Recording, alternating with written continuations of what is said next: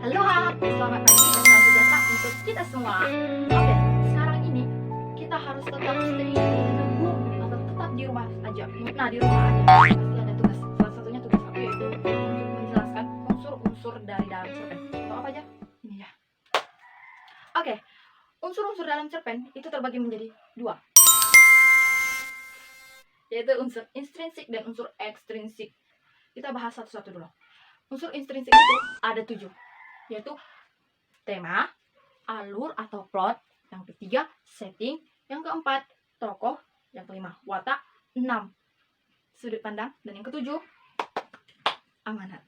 Nah, dari pembagian unsur-unsur intrinsik tersebut, mari kita tema.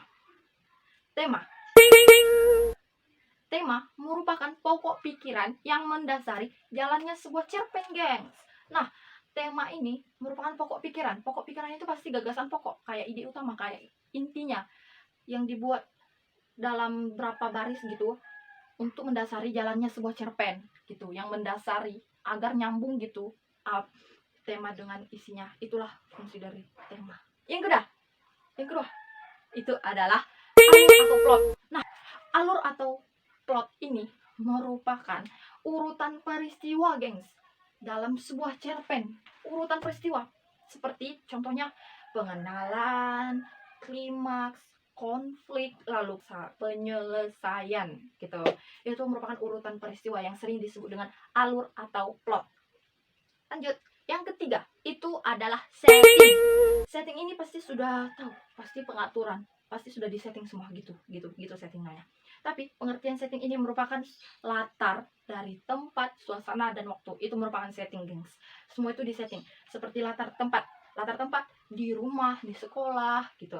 Seperti latar waktu pada siang hari, sore hari, pukul dini hari gitu.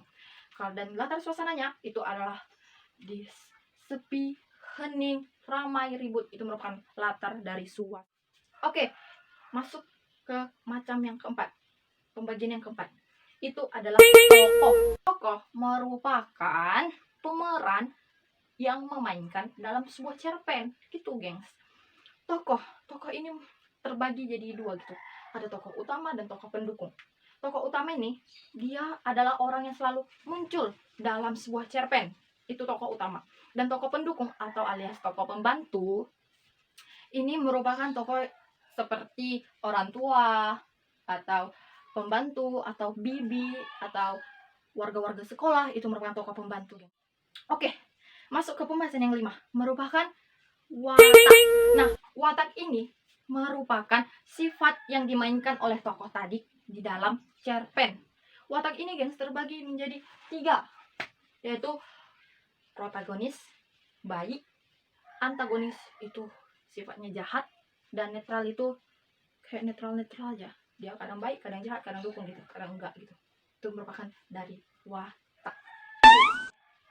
Yang keenam yaitu sudut pandang. Nah, sudut pandang ini pasti semua sudah tahu. Sudut pandang ini merupakan cara pandang penulis dalam menceritakan isi atau kejadian di dalam sebuah cerpen. Sudut pandang ini terbagi menjadi 2, gengs. Ada sudut pandang orang pertama dan sudut pandang orang ketiga. Gitu dia. Oke? Kayak sudut pandang orang pertama ini pelaku utama, pelaku sampingan. Dan sudut pandang orang ketiga nih kayak dia yang serba tahu gitu, kayak pengamat gitu. Itu dia contohnya, gengs. Oke, yang terakhir, pembagian macam-macam yang terakhir dalam unsur intrinsik sebuah cerpen yaitu adalah amanat.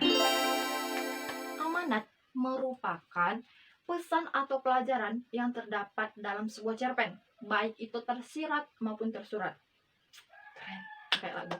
Pasti di akhir cerita itu terdapat pelajarannya. Itulah yang disebut amanat, gengs. Oke, gengs, sekarang kita masuk ke unsur intrinsik dalam sebuah cerpen. Unsur intrinsik ini merupakan unsur atau elemen yang terkandung dalam sebuah cerpen yang berasal dari luar. Unsur-unsur intrinsik dalam sebuah cerpen ini ada 3, gengs. Yaitu yang pertama, latar belakang masyarakat. Yang kedua, latar belakang pengarang. Dan yang ketiga itu nilai yang terkandung dalam sebuah cerpen. Latar belakang yang pertama, yaitu latar belakang masyarakat, merupakan hal-hal yang dapat mempengaruhi plot dalam sebuah cerpen. Contohnya itu seperti kondisi politik, ideologi, kondisi sosial, dan ekonomi dalam masyarakat gitu. Yang kedua, merupakan latar belakang pengarang. yang pada khususnya ini sebuah pertanyaan mengenai motivasi dan pemahaman di dalam sebuah cerpen. Contohnya itu seperti psikis, biografi, saat menulis teks, dan aliran sastra.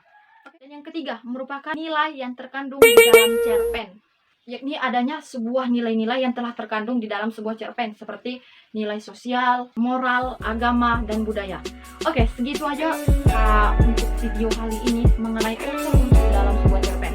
Hope you paham dan enjoy. Kalau bisa dipaksa kalau nggak paham. Oke?